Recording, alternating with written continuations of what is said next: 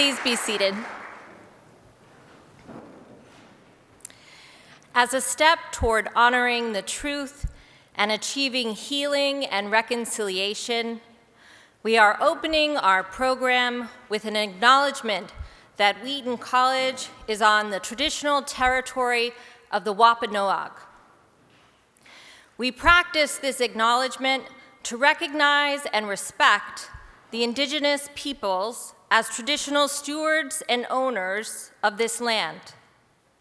This is one step we can take to correct the stories and practices that erase indigenous peoples' history and culture.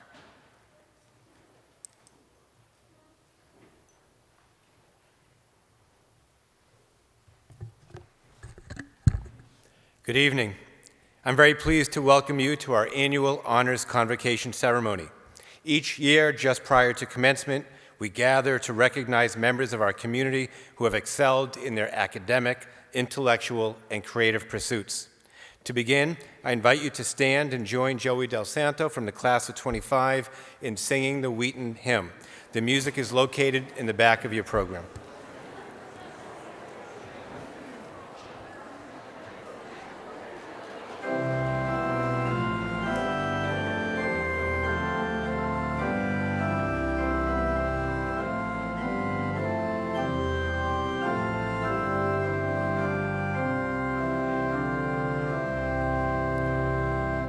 We praise the Lord, whose life we are, for those who early heard thy call, seeking a richer life from far, laying the dearest stones of all.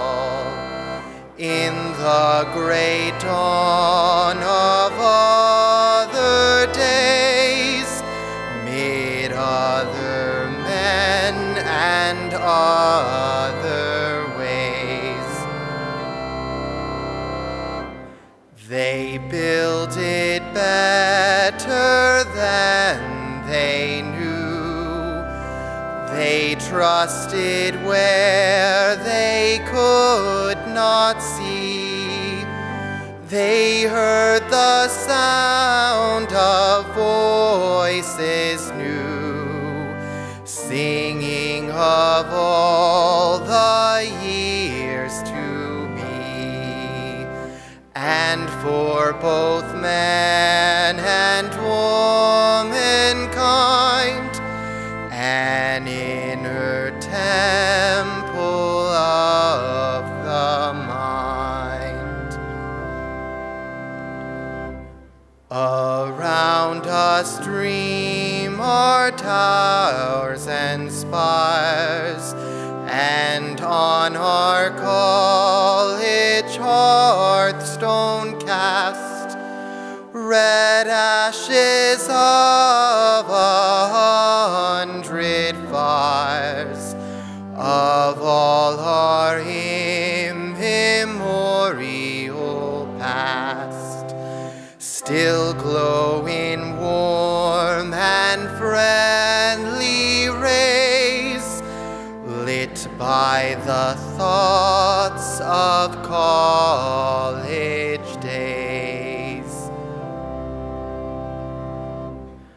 100 years pass like a dream, yet early founders still are we, whose works are greater than they seem, because of what we yet shall be. In the bright noon of other days, mid other souls and other ways.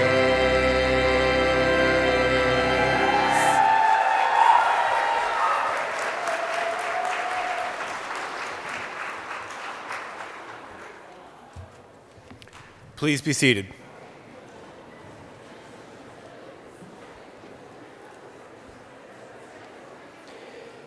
We join together to acknowledge the dozens of students who have been recognized by National Honor Societies and by Wheaton, from Phi Beta Kappa inductees to our Balfour Scholar Award recipients. Please join me in congratulating these students.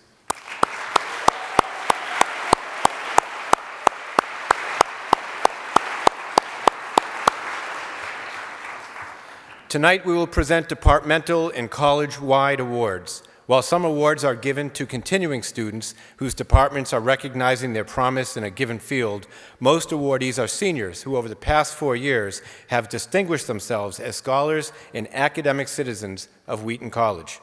This is also a time to honor our faculty members who have been important in the lives of these students, including the Senior Class Faculty Appreciation Award. Finally, we will announce the faculty members who have been chosen by their colleagues to hold endowed professorships for the next 5 years. Now it is my pleasure to introduce this year's keynote speaker, Professor Nancy Kendrick from the Department of English and Philosophy. Over her 31 years at Wheaton, Professor Kendrick has exemplified the highest standards of teaching, of scholarship, and of service. Known for her intellectually dynamic and engaging courses, such as Friendship in the Critical Thinking in Times of Madness, a course I would love to take, she has inspired generations of students to contemplate life's most profound questions and to embrace the challenges of deep, profound philosophical inquiry. She has advised numerous honors theses and continued to mentor her students well beyond graduation, embodying Wheaton's commitment to lifelong learning. Professor Kendrick's scholarly accomplishments are equally impressive, with over 17 published articles and chapters in a forthcoming book co-authored with a former student. Her work has reached audiences around the globe, from Helsinki to Melbourne to Montreal. Her scholarship has earned her numerous accolades, including the prestigious Colin Elisa Turbain International Berkeley Essay Prize. In addition to her academic achievements, she has served Wheaton and the broader philosophical community with unwavering dedication, taking on leadership roles in nearly every major college committee and within esteemed organizations like the International Berkeley Society and the New Historia. Please join me in welcoming Professor Nancy Kendrick, who will deliver a speech entitled, "Don't Believe Everything You Think."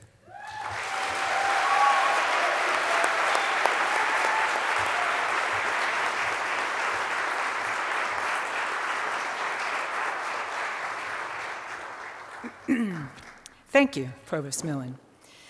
Good afternoon, everyone. It's my great honor to address the class of 2025, faculty and staff colleagues, and guests at this year's Honors Convocation, where we celebrate our students and take a moment to thank our wonderful faculty for all that they do. Thank you.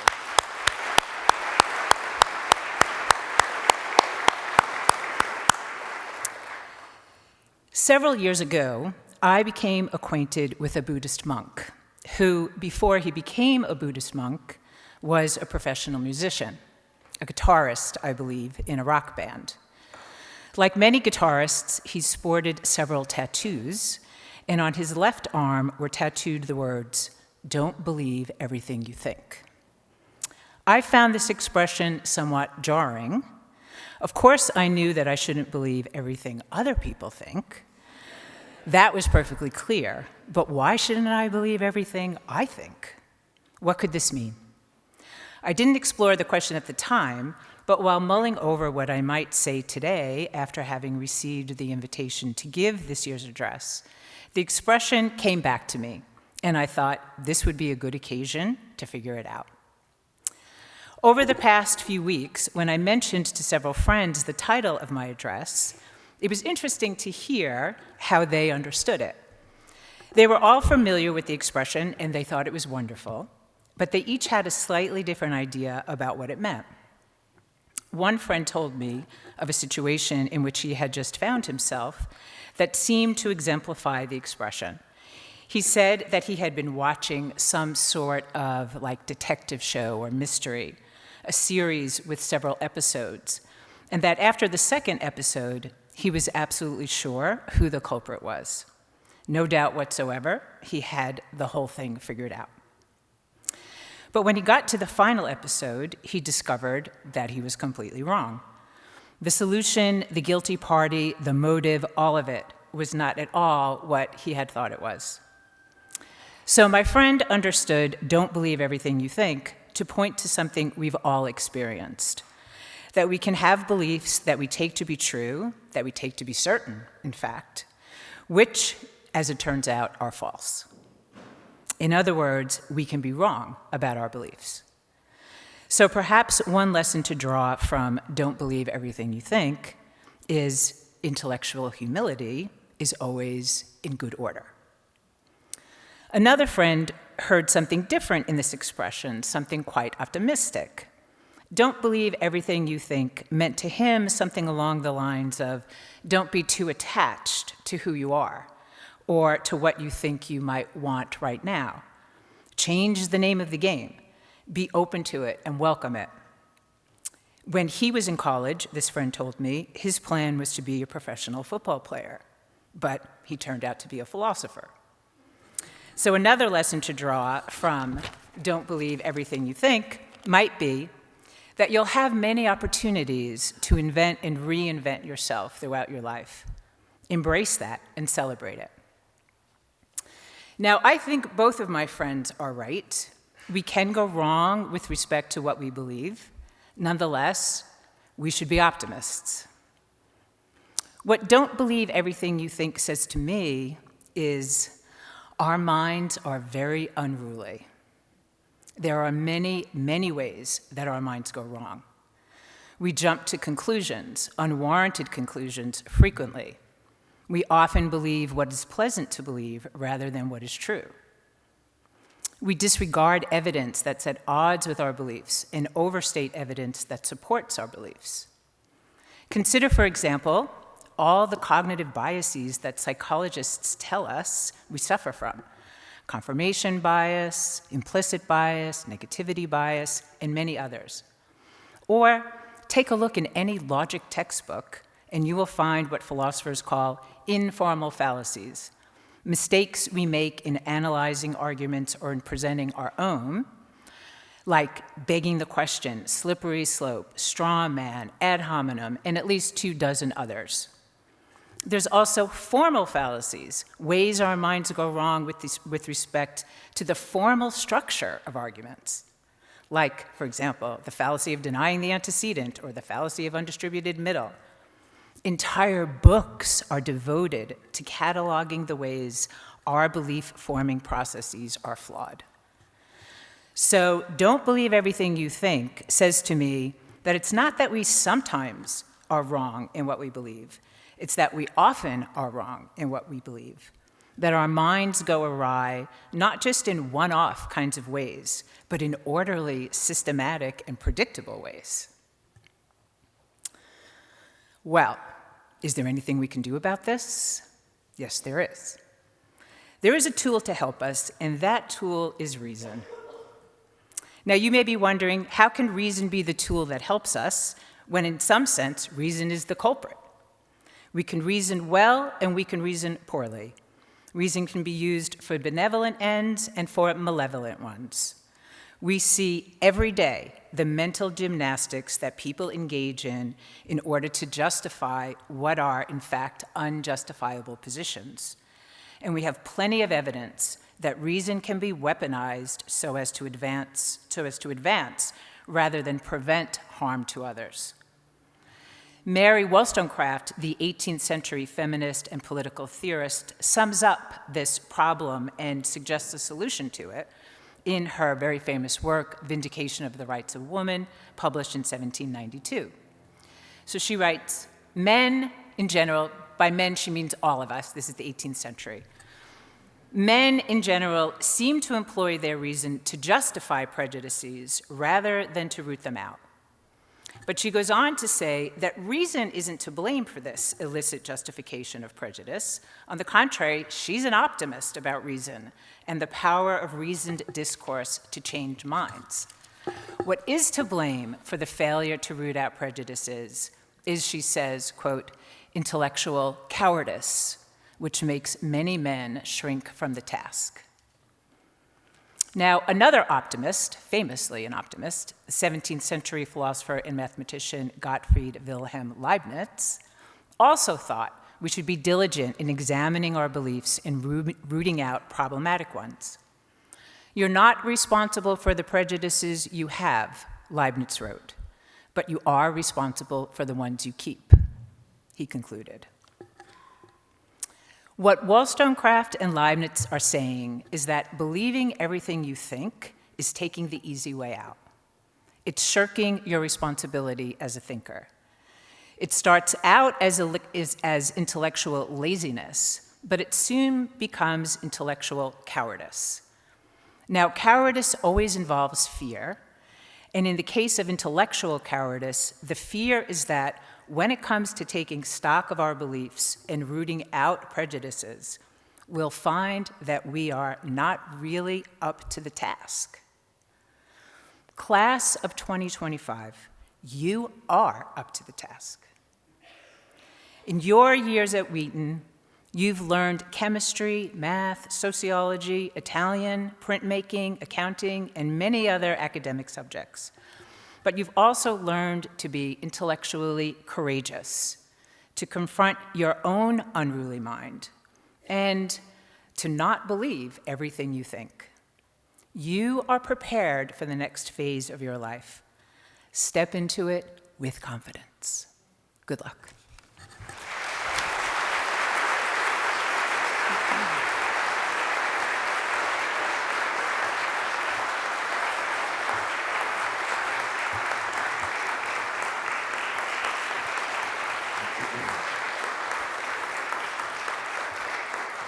Thank you, Professor Kendrick. You've given us a lot to think about.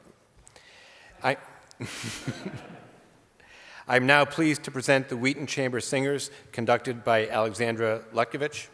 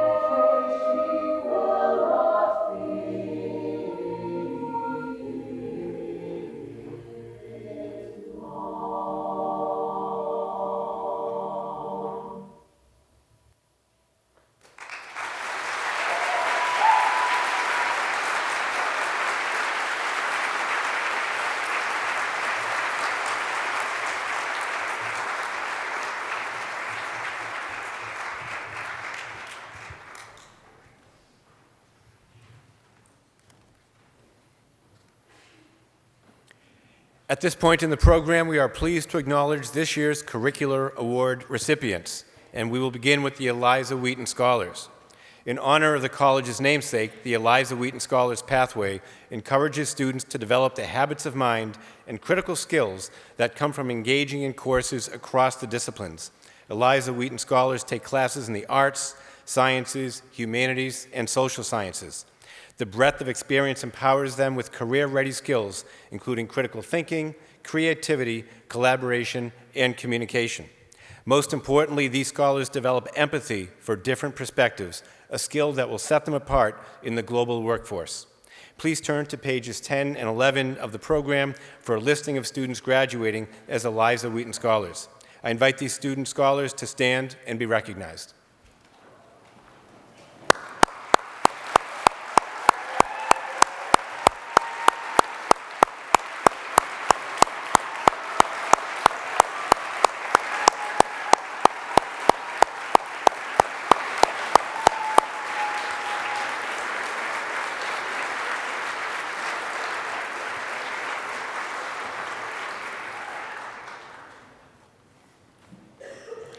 Next is the distinction of Global Honors. Global Honors recognizes students who complete a rigorous curriculum that requires engagement with cultures and societies outside of the United States or outside the student's home country. Global Honors integrate a global perspective into their work through advanced proficiency in a second language, deep study of the structure and culture of non-U.S. societies, a study abroad experience or a global project, and a reflective capstone essay. Please turn to page 12 of the program for a listing of students graduating with the distinction of Global Honors. I invite these students to stand and be recognized.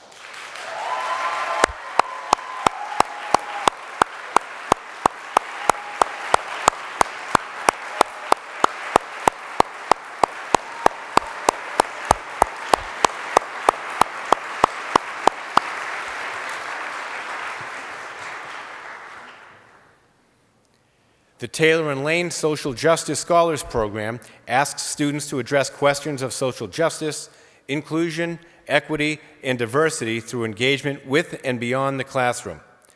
The program provides a pathway of courses and experience for students who are focused on social change and social justice from any major or discipline. Page 12 also includes a listing of the students graduating as Taylor and Lane Scholars. I invite these students to stand and be recognized.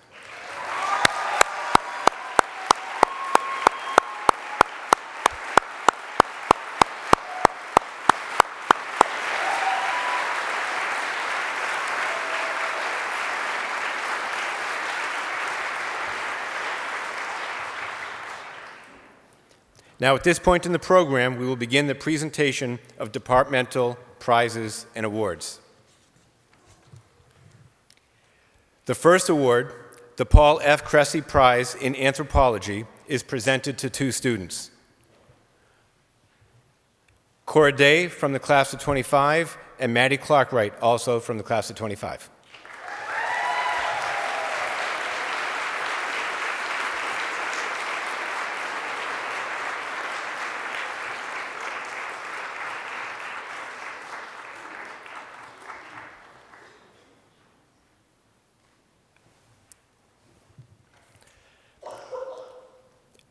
The Friends of Art Prize is presented to Maya Serrano from the class of 25.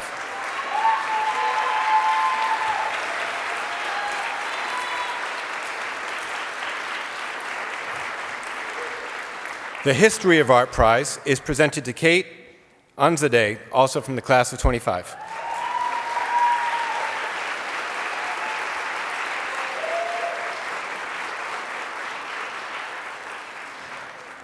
The Miriam F. Carpenter Prize in Visual Art is presented to Rachel Poole from the class of 25.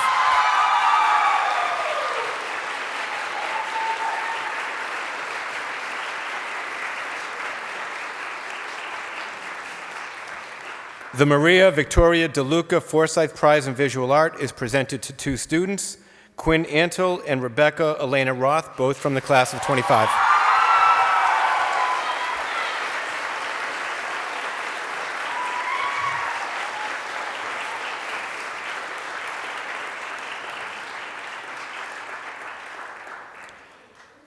The Clinton V. McCoy Prize in Ecology is presented to 2 students, Cora Day and Mary Elizabeth Hodge, both of the class of 25.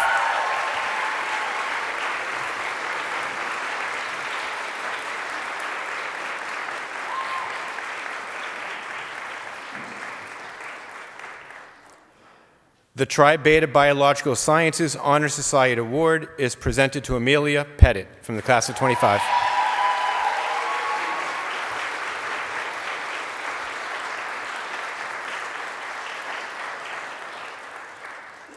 The Kenneth A. Bray Citizenship Award for Business and Management is presented to Leah Keating from the class of 25.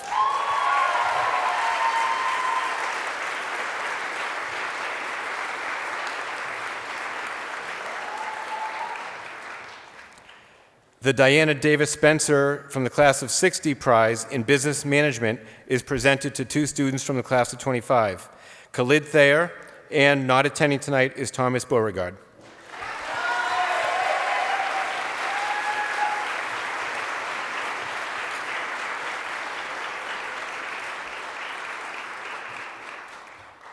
The Alida Pastra Landis Prize in Biochemistry is presented to Sean Perez from the class of 25.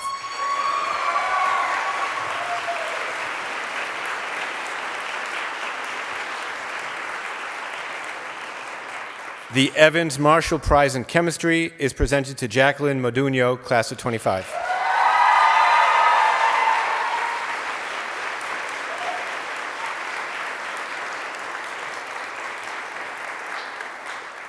The CRC Press Freshman Chemistry Achievement Award is presented to Owen Burt from the class of 2028.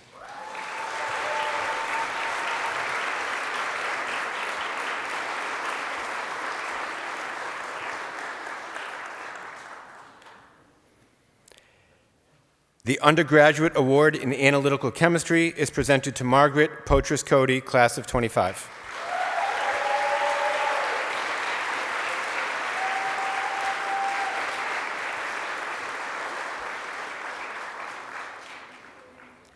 The Undergraduate Award in Physical Chemistry is presented to Arden Ulmer from the class of 26, who is not able to be here this evening.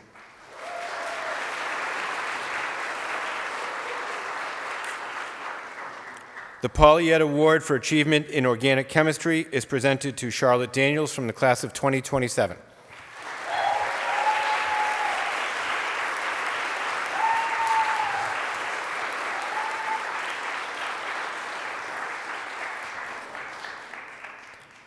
The Jennings Family Prize in the Physical Sciences is presented to 2 students from the class of 2025, Savannah Roginski and Andrew Tran.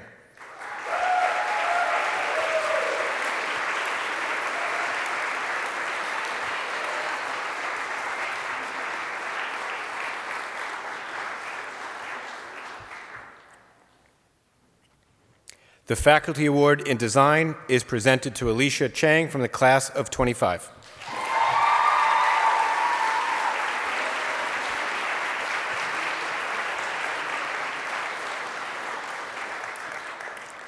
The Jean Mulcahy Keefe from the class of 44 Prize in Economics is presented to 3 students this year, all from the class of 2025.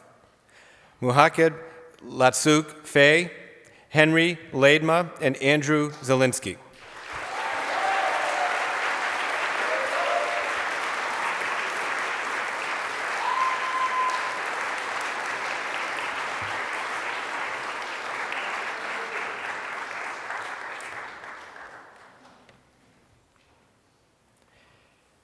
The Catherine Filene Prize in Economics is also presented to 3 students, and it's the same 3 students.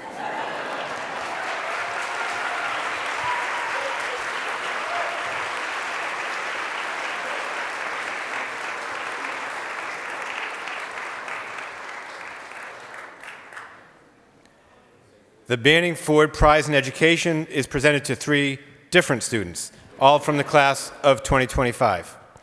Layla Al-Sid, Rachel Beretta, and Sophia Allen Bojo.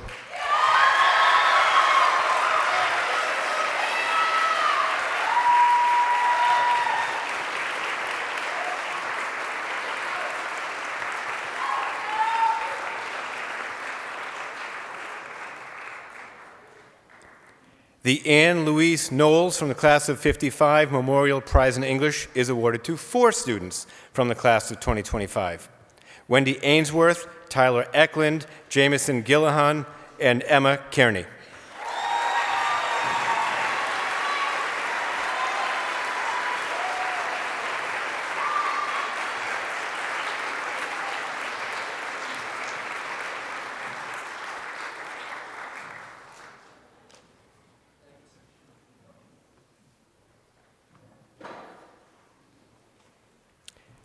The Helen Myers Tate Memorial Prize for Original Verse is presented to Quinn Antle from the class of 2025.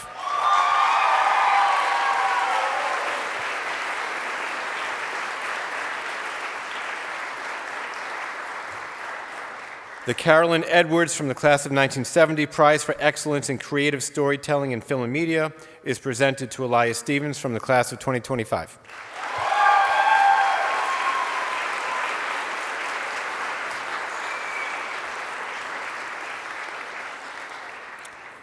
The Carolyn Edwards from the class of 70 Prize for Film and Media goes to 2 students from the class of 2025, Kaylee Carson and Tess O'Brien.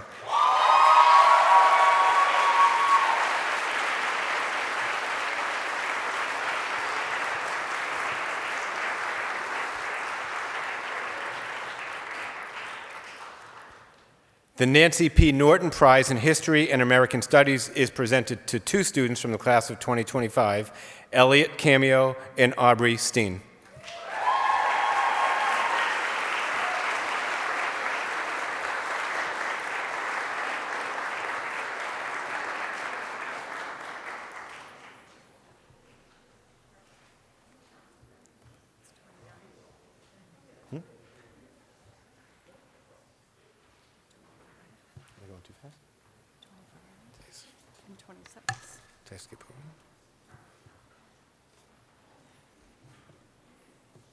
I skipped over 2 of them.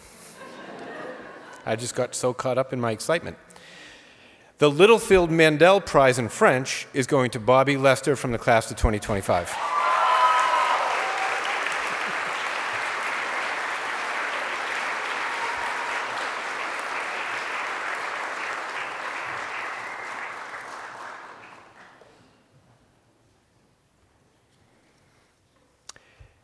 The Hedda Korsch Prize in German Studies is presented to 2 students from the class of 2025, Erin Billinger and Davina Tessa Sienkiewicz.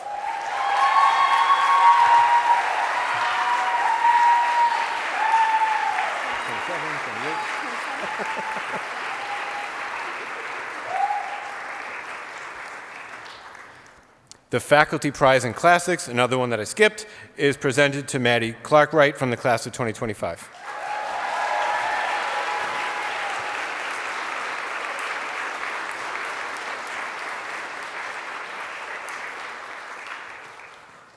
The Edward F. O'Dowd Prize for Excellence in Latin is presented to Kieran Parr from the class of 25.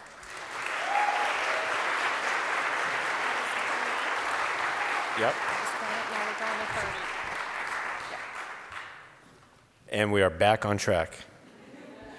The Barbara Klinger Prize in Mathematics is presented to 3 students from the class of 25, Guy Crickmer, Samantha Reardon, and Aaron Strange.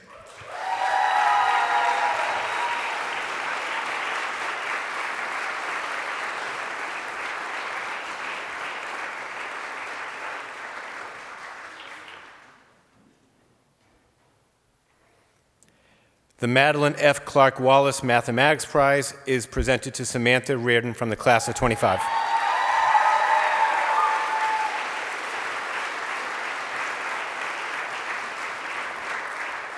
The Fred Collett Prize in Mathematics and Computer Science is presented to 2 students from the class of 25, Syed Ibrahimi and Ethan Perry.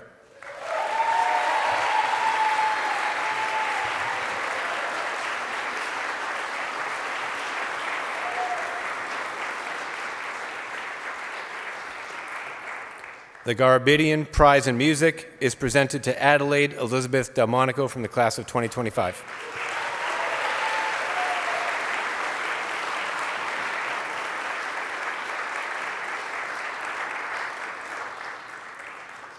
The Edna D. Parks Prize in Music Theory goes to Robert Bivacqua.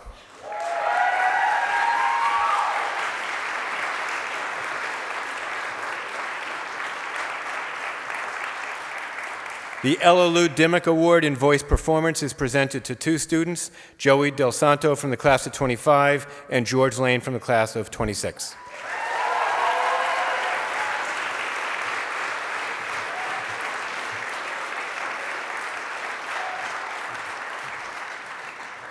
The Helen Zoe Duncan Prize in Piano Performance is presented to Ben Lyon from the class of 2026.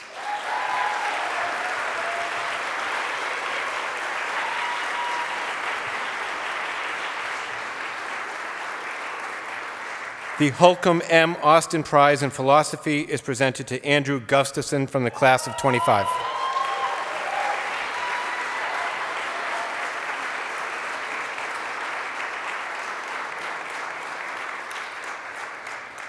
The Tanya Frances Richards Sicard from the class of 05 Memorial Prize in Philosophy is presented to Tricia Karan Harisha.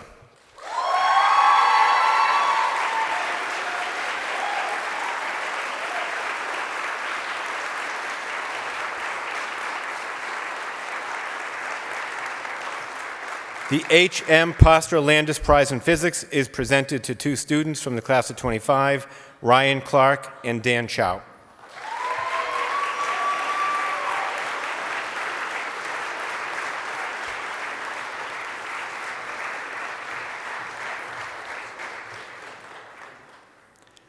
The Darlene Borowiak Prize in Political Science is presented to Jack Curtin from the class of 2025.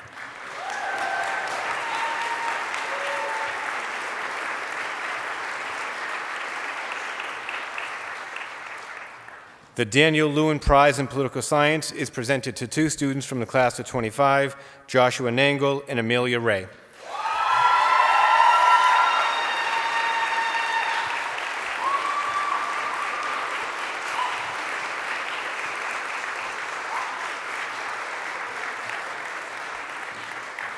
The Abby McCloskey from the class of 92 Memorial Prize in International Relations is presented to Calliope Mills from the class of 25.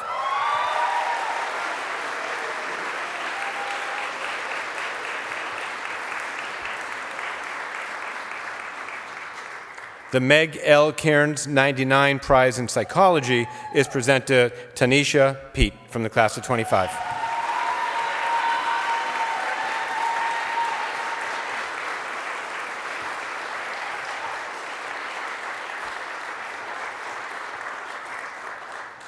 The David Wolf Prize in Psychology is presented to two students from the class of 2025, Michelle and Grace DeBoco.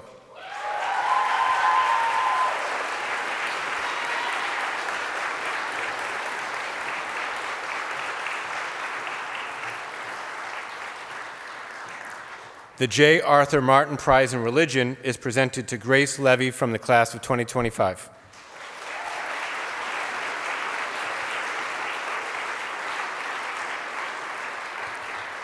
The Lydia J. Dorman Prize in Religion is presented to Ellie Reeder from the class of 2025.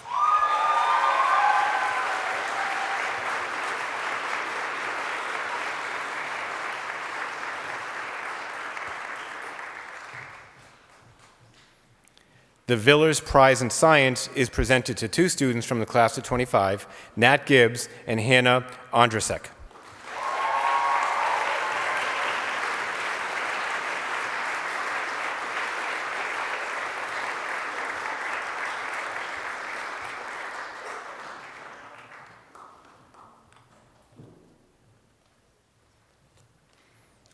The Lucretia C. Mott Prize in Sociology is presented to Petra Martina Zadrogra from the class of 25.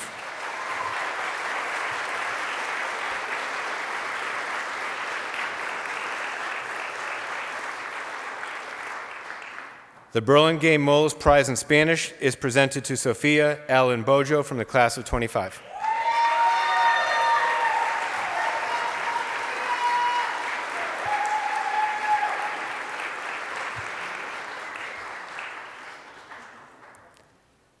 The Lillian Hellman Prize in Theater and Dance is presented to two students. First is Colin Borizet from the class of 26, and John O'Meara.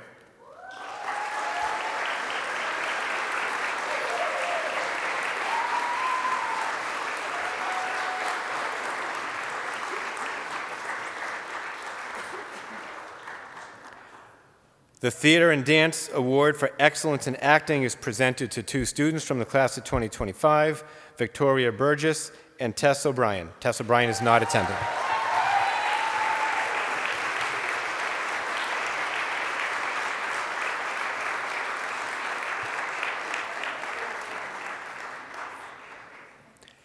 The Theater and Dance Awards for Technical and Design Excellence is presented to Elias Cowie from the class of 2026.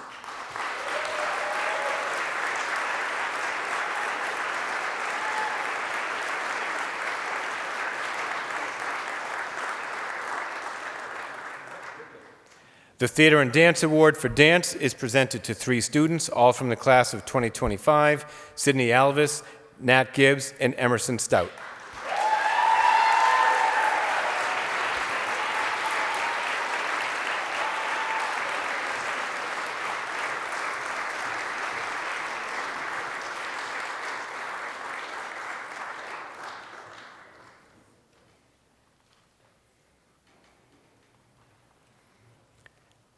And the Maimu C. Pierre Elo Prize in Women's and Gender Studies is presented to Michelle from the class of 25.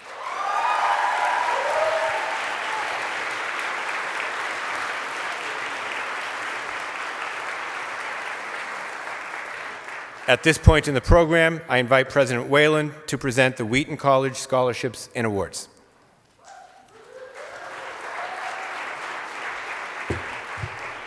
Thank you, Provost Millen. It is my great pleasure to present the Wheaton College Scholarships and Awards. Phi Beta Kappa Grace Shepherd Scholarship is awarded to Kate Anzadeh.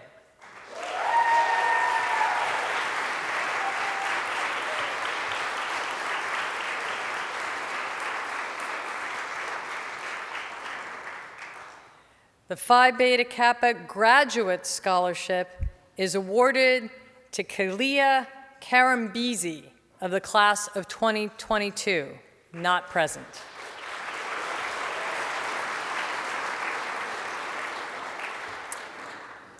The Phi Beta Kappa Ruth Redding Graduate Scholarship is awarded to Megan Horling.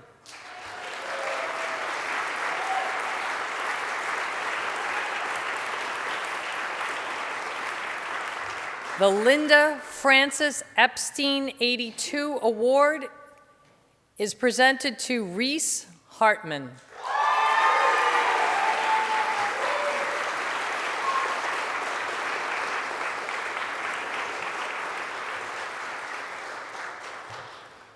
The Sally Gale Gilman Award is presented to Ellie Consalvo and Olivia Deschamps.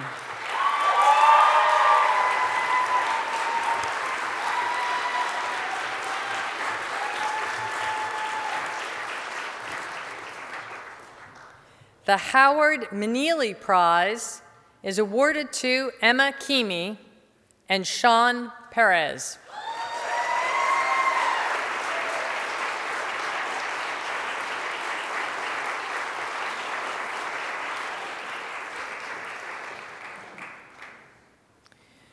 The Julia Lang Fellowship is awarded to 4 students: Caroline Fostello, Delia Knox, Catherine Lonnie, and Darren Sweet.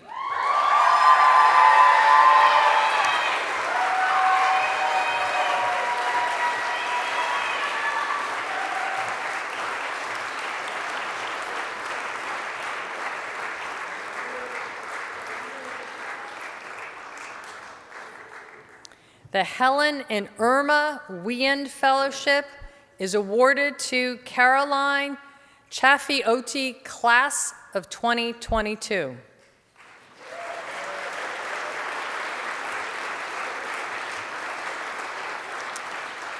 The Jane Ruby Fellowship is awarded to Olivia Deshane.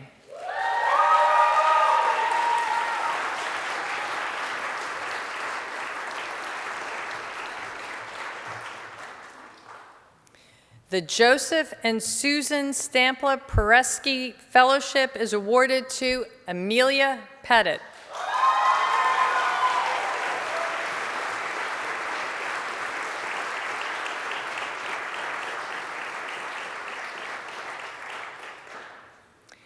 The Gerald Zurif Graduate Fellowship is awarded to Claire Obeldobel.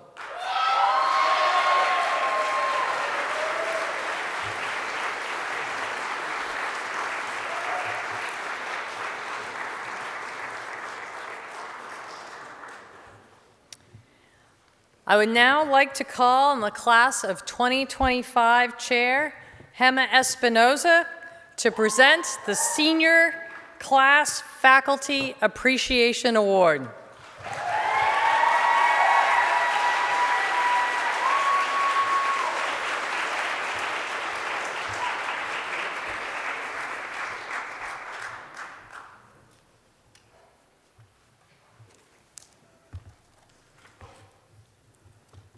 Good evening, Wheaton College.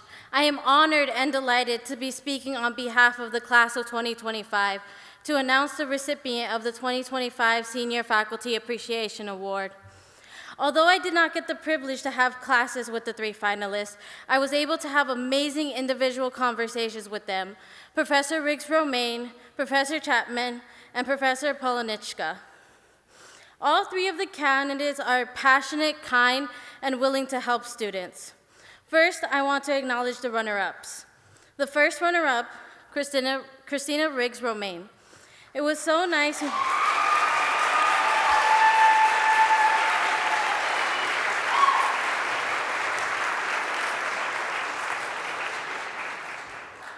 It was so nice meeting Professor Riggs-Romaine for the first time. She was very welcoming and engaged in what I had to say. She truly cares about her students and wants to be there for them. A student has noted, Professor Riggs-Romaine is the first person to open my eyes to the joy of research. Not only was she an amazing advisor for research, but I had her for numerous psych classes, and I've never learned more than I do when I take one of her classes. She makes learning accessible while still being challenging and motivates all her students to generally work hard and care about the material. I have learned so much about psychology, research, and how to be a successful student from her. She is truly a phenomenal professor.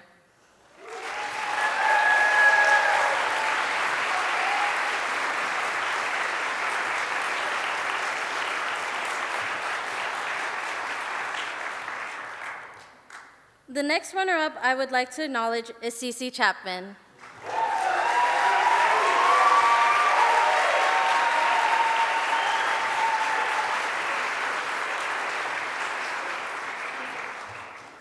I first met C.C. at my Posse Plus retreat 2 years ago. He was very passionate about being a Posse mentor. He did wait a year, though, because he knew he couldn't give 100% attention to his students otherwise. This is a testament to how much effort Professor Chapman puts into creating connections with his students. When you walk into his office, it's truly an inviting space with arts and figurines on the wall, electronic picture frames of his Posse students, and even mentor products for whoever needs it, which I love and commend him for. A student has stated, Professor Chapman is my faculty advisor and has been amazing help throughout my time at Wheaton. With grad school applications, recommendation letters, and just being someone to talk to about stress, CC has been an influential and positive role in my time at Wheaton. If Professor Chapman and Riggs-Romaine are here and present, as I see, I ask you to stand so we can acknowledge your dedication to Wheaton community.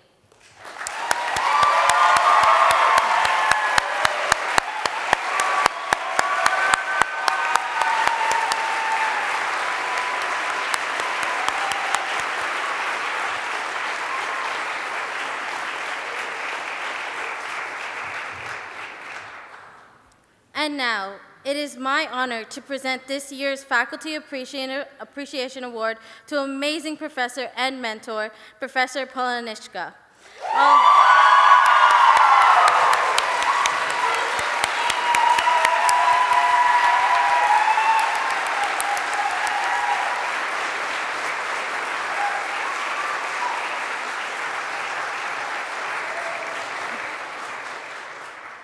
Although I had only met her one time, that one time was enough evidence for me on why she is so deserving of this award. Our what was supposed to be 30-minute conversation turned into an hour and 30-minute conversation. Although this interview was supposed to be about her, she made the space so welcoming to talk about myself. Professor Polanichka made me feel safe and able to speak about important topics. We bonded over how we're both first gen, whoop whoop, but also about the need for more empathy in today's society. Our conversation was flowing, and it felt like we were two friends catching up.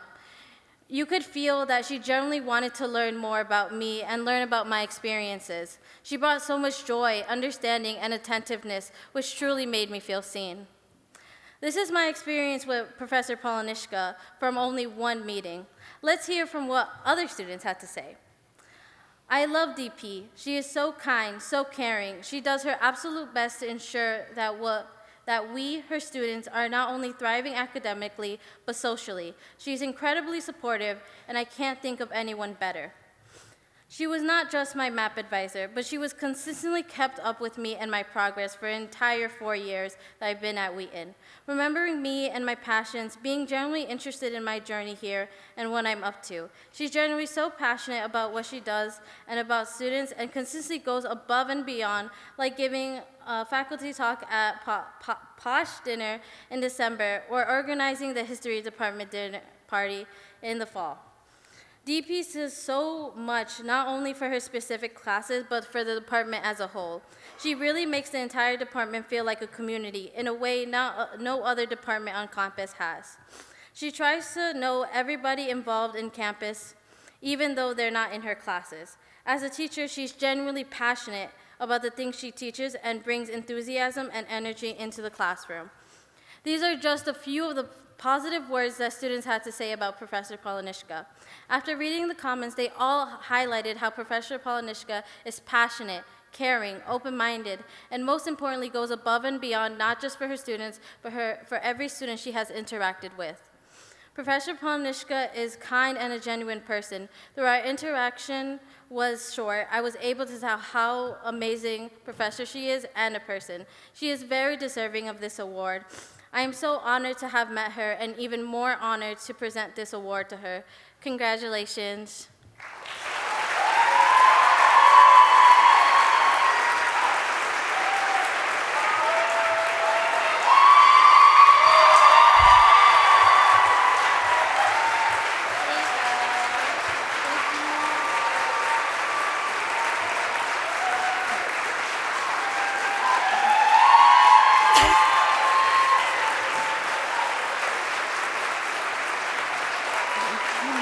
Okay, I still have the power to make you fail if you make me cry. So I just want to be clear about that. So this is really overwhelming. And when Jema told me about this, I thought, what am I going to say? And so I asked myself one important question. What would Charlemagne do? And why do you always laugh at that? I decided I'm going to read a speech that he gave when he won the award for early medieval emperor appreciation. I'm kidding. We don't have any of his speeches, so I brought some of his legislation. It's the Admonitio Generalis 789, and it is about educational reform. And I'm going to translate it from the Latin.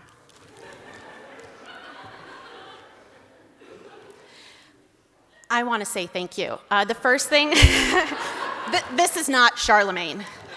I don't think he ever said thank you. First thing, I have to give a shout out to the 15 students in my fall senior seminar in religion and history. I've taught this class a lot, but this was the first time that students really challenged me in new pedagogical ways. And I don't want to get into the specifics, we don't have a lot of time, but what I will say, for college leadership and faculty, we engaged in a new pedagogical technique that's based upon Bloom's taxonomy. For the senior class, I will call it Dance Mom's Pyramid. And that was life-changing. The fact that this is an appreciation award means a lot to me. I know you think it's ostensibly about students appreciating faculty. It might be, but faculty, not just me, but all of us appreciate you so much more than you could ever know. You teach us so much more than we could ever teach you. When I went to college, it was really difficult for me. I mean, I was failing tests, sleeping through classes, not managing my time, dropping classes so I wouldn't fail. And then I discovered medieval history and everything changed. And I knew I wanted to be a college professor. It was my dream. And this is absolutely my dream, to be a professor, to have this career, and specifically to be at Wheaton with all of you. But you've taught me that my dream was completely different than I thought it was. I thought it was all about studying ancient and medieval history and giving you exciting lectures and discussing things and reading your papers and turning students into medievalists. And it's about that, but that's not the best or the most important part of what we do as faculty. I love what happens in the classroom. I love what happens outside the classroom. The conversations that we have in office hours, the crying we do together, the laughing, the watching you excel on athletic courts and fields and in the water, watching you sing and dance and act and do all of these incredible things, swimming with you in rivers in Punakha, Bhutan. All of these things are what make it so incredible to be a professor. And you give us, and I'm going to speak on behalf of all faculty, sorry about that, you give us so much joy and hope, especially in a time that is so difficult. And right now, you're in a place where you're on this precipice thinking about the future. This is the first time in 17 years you're not a student, and you're thinking about, did I make the right choices? Should I have had that major? What kind of debt do I have? What should my career be? And it's scary, and you totally have this. I know you do. I believe in you, because it's not about the major you had or the career you're going to go into or the classes you took or how much you learned about Charlemagne. It's about who you've become over the last 4 years. You entered Wheaton as one person, and you've become such a better and stronger person on the other side. Thank you so much for having us as part of this 4-year journey. I appreciate you, I adore you, and I'm really going to miss you. And I wish you best of luck, Godspeed. Thank you.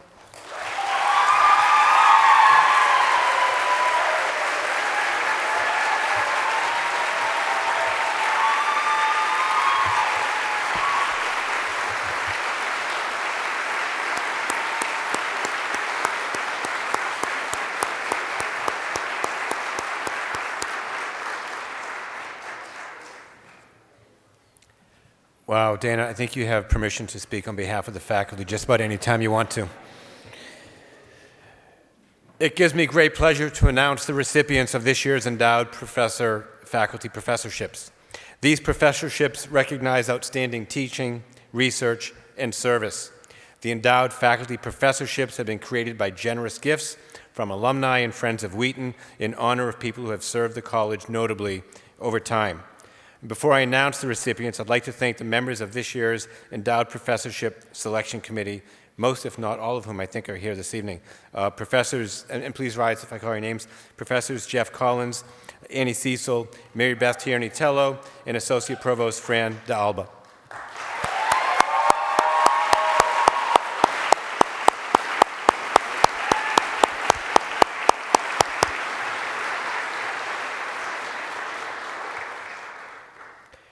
The first endowed professorship is the Robert C. and Mary P. Brown from the class of '43 Professorship in Urban Planning and Environment. Established in 2014, the Brown Professorship is awarded to a distinguished scholar whose work embodies the crucial balance between urban development and the preservation of our natural resources. The holder of this professorship is charged with exploring the complex interplay of economic growth and environmental stewardship. The recipient of the Brown Professorship will be investigating how human land use change affects ecological food webs and biodiversity in areas surrounding urban development. In particular, they will be working with Wheaton students at several sites in our corner of Massachusetts to examine plants, birds, and insects, quote, with the goal of informing conservation efforts to preserve the remarkable array of species that inhabit our planet and the invaluable ecological services they provide to humanity. I am pleased to announce that the Brown Professorship is awarded to Jesse Knowlton, Associate Professor of Biology.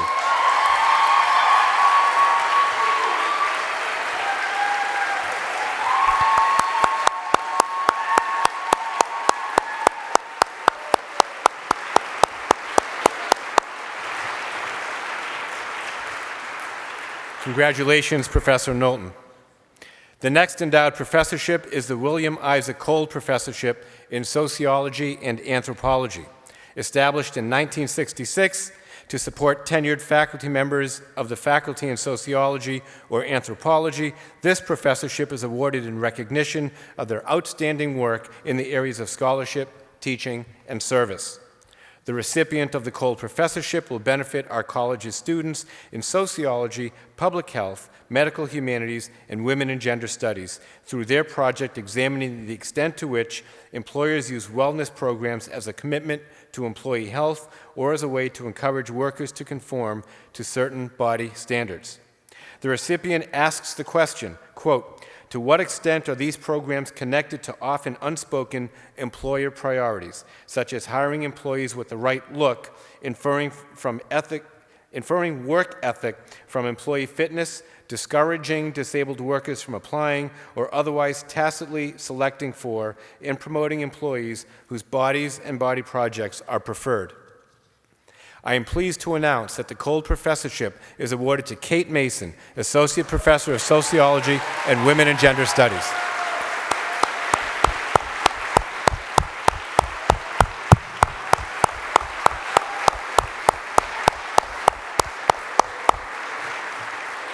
Congratulations, Professor Mason. The next endowed professorship is the Henrietta Jennings Faculty Professorship for Outstanding Teaching. Established in 1997 by Sandra Orn Moose, class of 63, Janet Lindholm Lebovich from the class of 72, Pauline Symington, newcomer from the class of 66, and other alumni in honor of Professor of Economics Henrietta Jennings, this professorship is intended to reward outstanding teaching in the liberal arts. The next recipient of the Jennings Professorship for Outstanding Teaching will be investigating, quote, implications of seeding, in part the struggle of human creativity to generative AI technology, end quote. This project will focus on developing a pedagogy that engages with AI, as well as ethics, metaphysics, meta-creative properties of AI, with the aim of exploring AI engagement as an essential extension of the liberal arts mission. I am pleased to announce that the Jennings Professorship is awarded to Jim Byrne, Senior Professor of the Practice in English.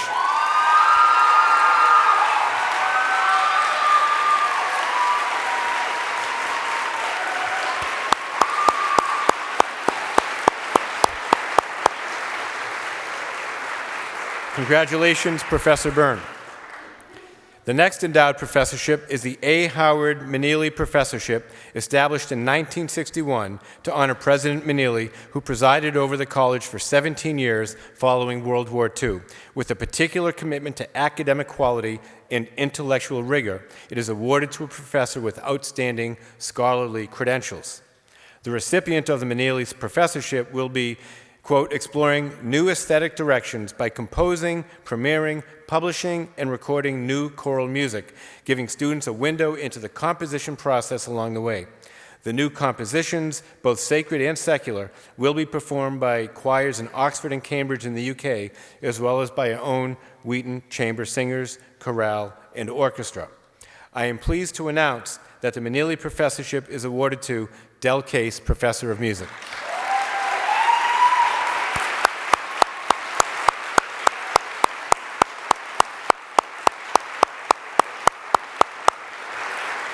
Congratulations, Professor Case.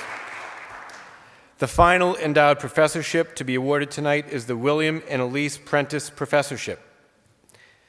Established in 1976, this professorship is open to tenured members of the Wheaton faculty with outstanding teaching credentials. The Prentice Professor may work on a project related to teaching or other activities that enhance the faculty member's abilities as a teacher. The recipient of the Prentice Professorship will be expanding their expertise by branching out into a new subfield, completing graduate coursework in public policy, and using this experience to develop, quote, courses focused on applied problem solving that will appeal to our students who desire to pursue issue advocacy, policy, or administrative work, or organizational leadership, end quote. Over the next years, they will be redesigning their department's introductory policy courses, developing a new course on policy writing and analysis, and making connections for Wheaton students with other public policy and administration programs. I am pleased to announce that the Prentice Professorship is awarded to Aubrey Westphal, Professor of Political Science.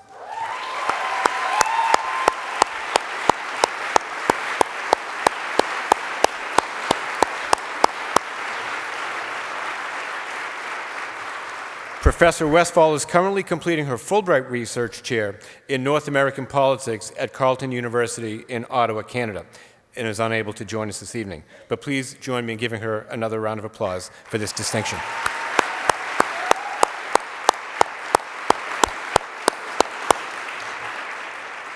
And at this point in the ceremony, I would first like to congratulate all of our award recipients and all of our graduating seniors.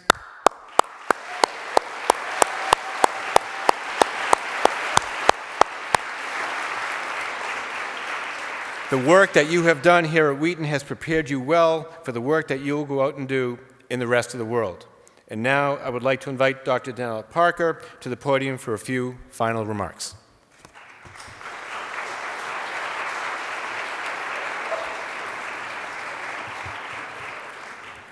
So congratulations, seniors. We're one more step closer to May 17th, aren't we? So when I say on May 17th, let's get it started, what are you going to say? You got to be louder than your parents on May 17th. That's the challenge. But congratulations to everyone. This is a very special class for me because I entered with all of you in the fall of 2021 during COVID, where many of you really did not like my emails about social distancing and dining hall changes and things of that nature. But I want to say I appreciate your patience in challenging me in the 4 years that I've been here, and I've seen many of you grow to be extraordinary individuals. So I can't wait till you come back to campus, tell me how you're doing. Email works too, postcard, even though you don't read my emails, it'd be nice, I read yours. I would like you to join us out on the Dimple for a barbecue. And enjoy and fellowship with faculty, staff, and your peers. And at this time, I'd like to invite Joey Del Santo to come up to lead us in the closing hymn.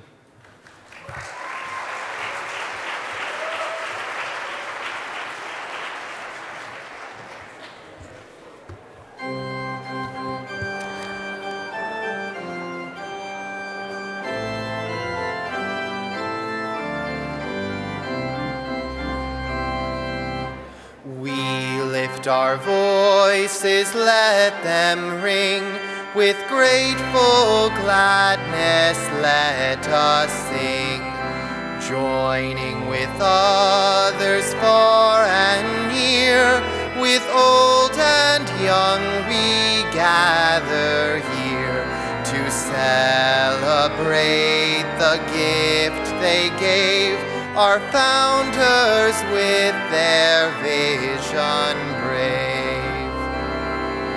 We sing of those who care to sow the plentiful harvest that we know, seeing above horizons then a woman's life beyond her ken.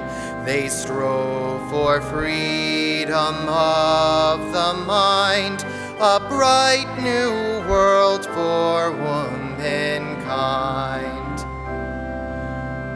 We hear their stories, strong and few.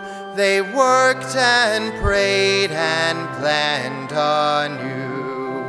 Through many toils, a dream to save, a fuller life to us they gave. We sing their praises, may we too abundantly live in all we do. Living the dream and dreaming to share with men our founders' vision rare. Risking the storm while charting anew, we journey toward this brighter view. As men and women equal give unique gifts of self that all may live. So Wheaton's banner, raise it unfurled to women and men throughout the world, to the oppressed of every race, a word of hope, a gift of grace. Not for ourselves our blessings be, but all humankind till all are free.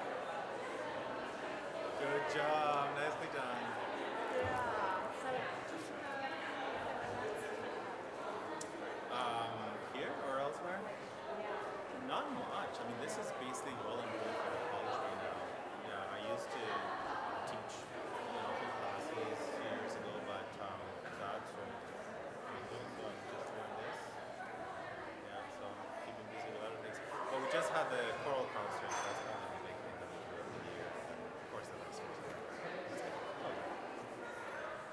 Good job. Great to see you. Yeah, nice job. It's good to see you.